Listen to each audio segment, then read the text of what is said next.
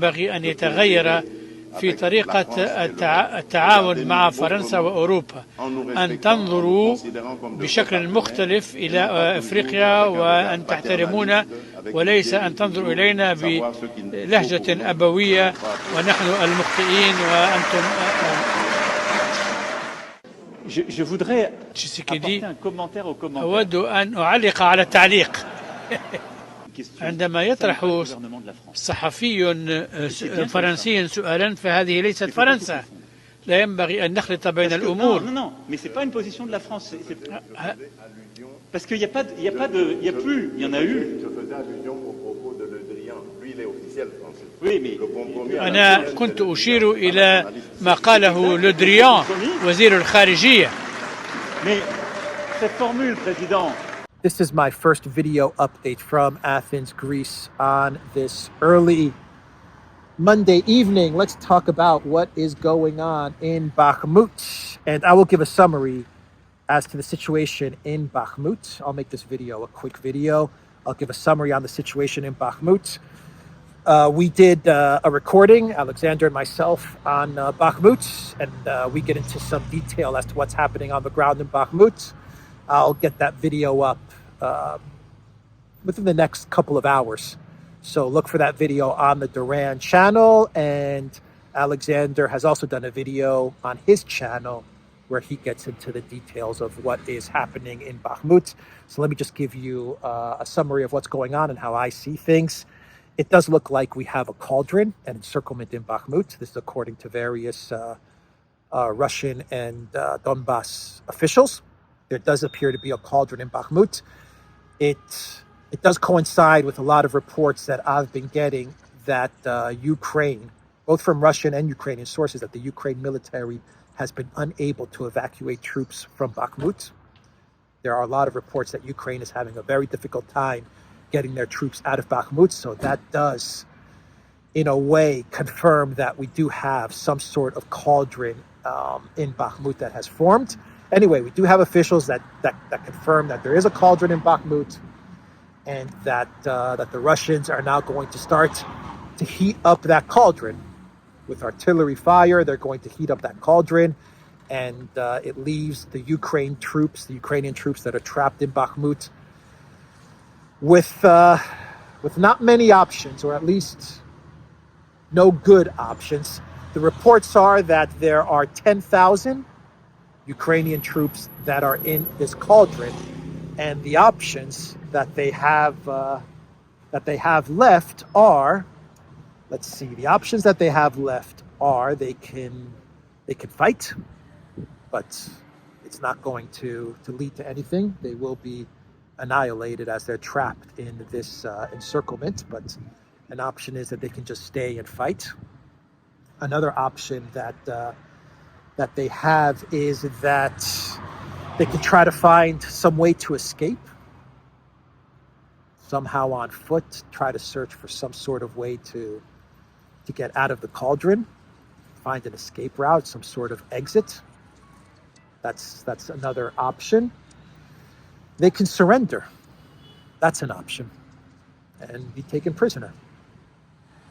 That's another option that they have. Or the fourth option, which is what I believe is going to happen in the next couple of days, couple of weeks. And that is that they can sit and wait for the Ukraine military to try and mount some sort of an offensive to break through this cauldron. And I think that's what's going to happen.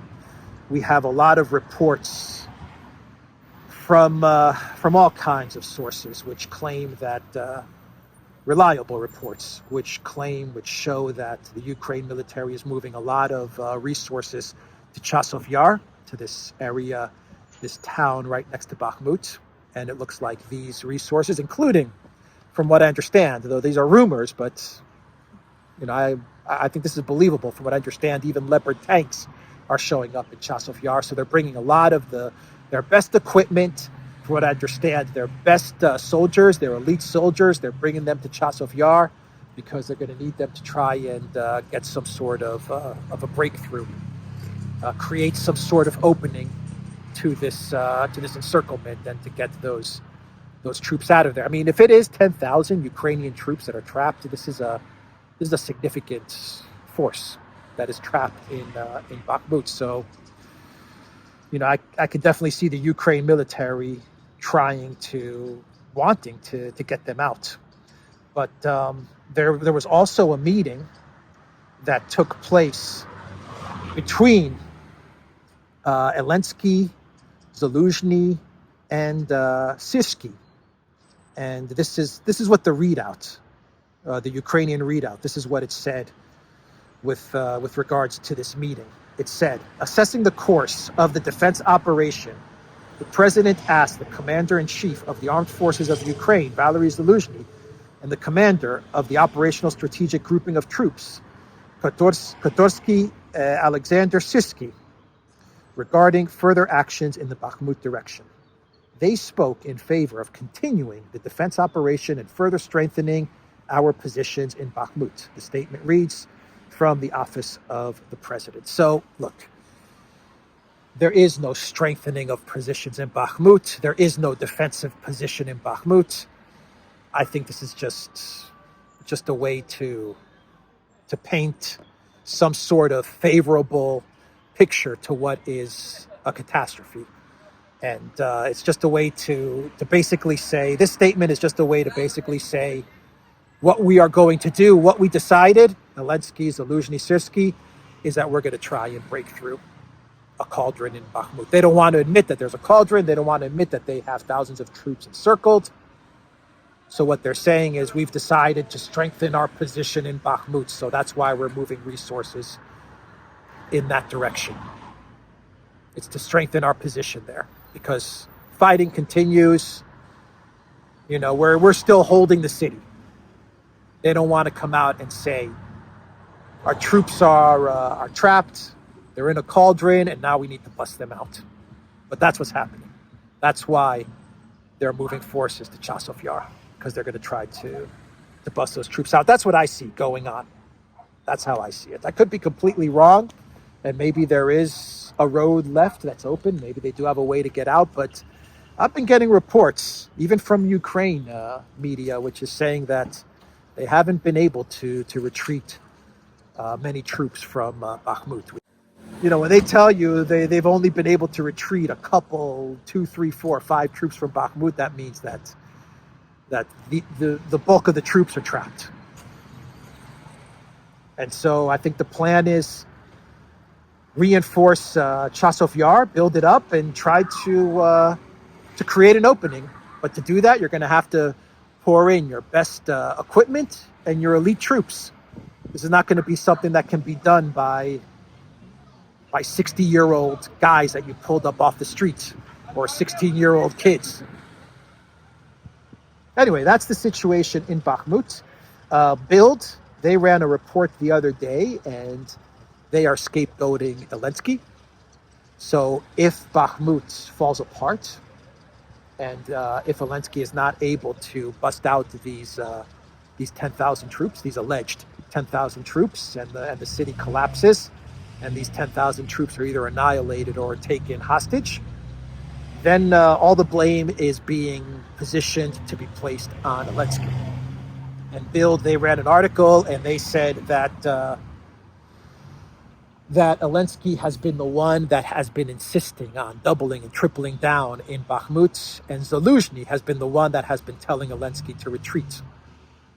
So Bild they're framing Elensky for this. They're framing Elensky. So Elensky, look out, because when the S hits the fan, you're going to be the one that's going to be blamed for this. Now, in the video that I did with Alexander, that's going to go up on the Duran channel, Alexander believes that Zaluzhny, he wasn't really telling Elensky to retreat, and I believe that as well. I'm coming around to that thought as well. I don't believe that Zaluzhny was going to Elensky and saying, retreat, Elensky. And Elensky was overruling him and saying, no, send more troops there, send more troops. You're going to stay and fight. I think they're just trying to scapegoat Elensky while preserving the reputation of Zaluzhny. I think Zaluzhny, on the command of NATO, also doubled and tripled down in Bakhmut. That's what I believe. I believe that because I think that Elensky had an interest to double and triple down in Bakhmut, because for him, Bakhmut did indeed hold symbolic significance. For him, Bakhmut was all about the symbolism, because Elensky's entire war strategy, his entire military strategy, his entire strategy to get more money and get more weapons was built on Bakhmut. The entire thing was built on Fortress Bakhmut. That's what they would call it, Fortress Bakhmut. He went to Congress. He told the U.S. Congress that Bakhmut was going to change the trajectory of the war. He gave a flag to Pelosi and to Kamala Harris signed by the Bakhmut soldiers. He got $50 billion approved by Joe Bidenopoulos, Greece's favorite son. He got $50 billion approved by the U.S. Congress with this Bakhmut story, this Bakhmut narrative of these soldiers, you know, making a stand against the Russian military and grinding down the Russian military that tried to overtake the city. You know, 300, that type of scenario. That was the picture that he painted. So his whole strategy has been built on the symbolism of Bakhmut. So for Elensky, he absolutely invested everything into Bakhmut and will continue to fight in Bakhmut, though now he can't, but he'll try to break through the Cauldron in Bakhmut, because his entire reputation, his entire political career, his presidency, this war, all of it has been built on Bakhmut. So that's what Elensky has at stake. Zaluzhny, I believe Zaluzhny said, we're going to fight in Bakhmut for as long as it takes, because I think NATO and Zaluzhny, they decided that Bakhmut absolutely holds strategic significance. It is the most strategic city in the Donbass. And I believe that because every time the collective West media or some U.S. military commander says that Bakhmut holds no strategic value, I say projection. That's projection. There it is. That means that Bakhmut holds a ton of strategic value. So when Kirby, the U.S., I don't even know his title, spokesman, whatever his title is, John Kirby, whatever he says that Bakhmut holds no strategic value, whenever Stoltenberg says Bakhmut holds no strategic value, I just say to myself, you know what, NATO commanders and Pentagon military commanders, they sat down, they looked at Bakhmut and they said, this city, we got to hold on to this city no matter what. And they told Zaluzhny, you're going to hold on to this city no matter what. And Zaluzhny also said, you're exactly right. This is the most important city. We better hold on to this. So for them, it holds significance. And for a third group of people, Bakhmut holds significance. For the political leadership of the EU, for the State Department, the Blinkens of the world, the Newlands of the world, Bakhmut holds significance. Which direction should I go? Should I go this way or should I go up that way? Let's go this way. Let's go down this way. So for the political leadership, Bakhmut is the city where they're going to buy time, right? Because for them, their narrative is spring counteroffensive. And they want to give Ukraine as much time as possible so that they can prepare some sort of spring counteroffensive. And if that means sending whatever troops Ukraine has to Bakhmut in a type of human wave tactic to hold on to the city and to delay the Russian advance so that they can prepare this spring offensive, then so be it. Because Nuland, Blinken, Ursula von der Crazy, Borrell, for them to keep Project Ukraine going, they need to get some sort of spring offensive, because if they don't get any forward movement, if they don't get any offensive from Ukraine in the next 3 months, then you're going to see EU member states starting to pull out of Project Ukraine. I mean, they're already pulling out. You can see it in what they're giving Ukraine, the money, the weapons. You can already see that they're getting very cold on Ukraine. So they understand that if they want to keep everyone invested, they need some sort of an offensive. And so for them, Bakhmut is important, because if they can delay Russia from taking that city, they can buy enough time where in their minds they say, we're going to buy time so that we can get whatever Leopards we need there, or whatever HIMARS in the West or in Poland or in Germany, get them to these 10,000 trained Ukrainian soldiers who were trained in the UK, get it to them, get it to this strike force that's being built, so that we can get some forward movement and justify our Project Ukraine. So Bakhmut also holds a significance for the political leadership as well, because they're using Bakhmut as a way to buy time so that they can prepare something which will keep everyone invested in Project Ukraine. So, Bakhmut is symbolic and it's strategic. And whether you're looking at Elensky, or you're looking at the military, or you're looking at collective West politicians, Bakhmut has something for each of them. for each of them, Bakhmut holds some sort of importance. So that's the situation going on there. And because it is evening, I think I am going to wind this video down with a couple of clown worlds.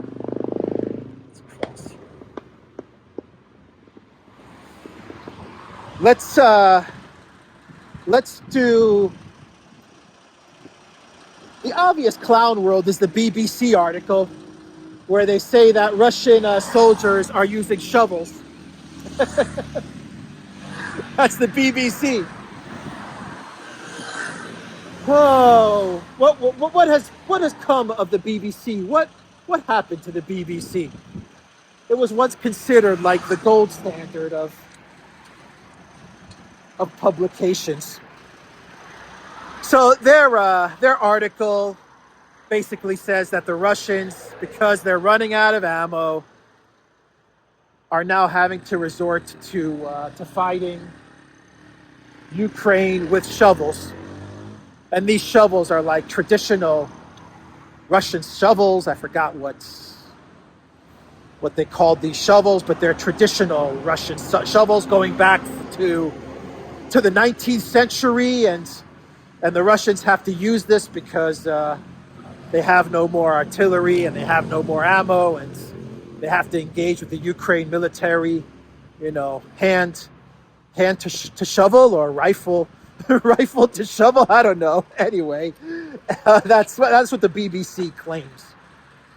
And really, the whole article is just another way of pushing forward the propaganda point that Russia has no ammo. That's it. So they use the shovel story as a way to reinforce the narrative that Russia is running out of ammo. That's really all that story is about. They thought up shovels. Let's talk about shovels. Maybe they saw a Russian soldier with a shovel. I don't know. Maybe they saw something there, and they said, okay, let's write about how Russians are using shovels. And the main goal of the story is to convince our readers that Russia is running out of ammo. And that's the message that they want to get across. Russia is running out of ammunition. That's the real purpose of that story. That's the propaganda purpose of it. It's a clown world. It's a clown world, but it does serve a purpose. It wants to convince its readers that the Russians are done. They're done. In Bakhmut, they've got no juice left. They're out of ammo. They're out of artillery. It's over. It's game over. So that's the obvious clown world, but let me do two different clown worlds. These will be quick ones. The first clown world comes from the publication The Week. I've never heard of this publication. I don't know, is it an American, a UK? Anyway, look at the cover of The Week. And let me see if I've got it. I'm holding the water here as well. Okay, so look at the publication of The Week. And is this not the most cringe cover you've ever seen? Round 2 in Ukraine. Will Biden and NATO give Elensky what he needs for a knockout of Putin? Man, that is one cringe cover, I'm telling you. a shirtless Elensky with Biden as his trainer. Man. And let me do one more clown world. This is a photo of Macron. I don't know where this was taken, this picture, but take a look at Macron in this group photo. And he's standing on some sort of box to elevate himself. I don't know why he's standing on the box. I don't know why he wants to elevate himself. Who knows? Little Napoleon, little Jupiter. I guess he wants to feel tall in stature. That's Macron for you. I don't think this is photoshopped in. This looks like this is a real photo with Macron standing on a box. Anyway, that's the video, everybody. theduran.locals.com. We are on Rockfin as well. And go to the Duran shop, 10% off. Use the code. Good day. Take care.